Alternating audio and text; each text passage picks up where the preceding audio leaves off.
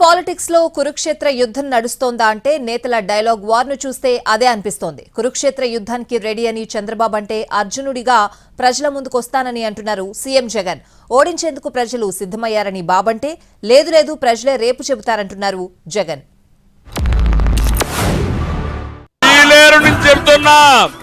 జగన్ పని అయిపోయింది.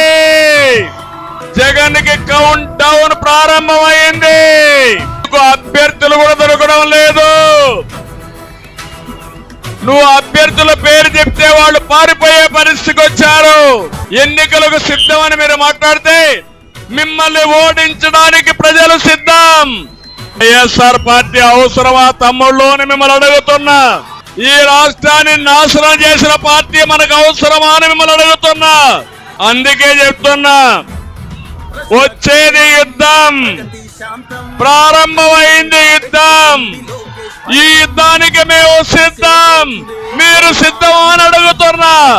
నేను సవాల్ చేసి చెప్తున్నా, వచ్చే కురుక్షేత్ర ధర్మ యుద్ధానికి మేము సిద్ధంగా ఉన్నాం. గెలుపు తెలుగుదేశం జనసేనదే.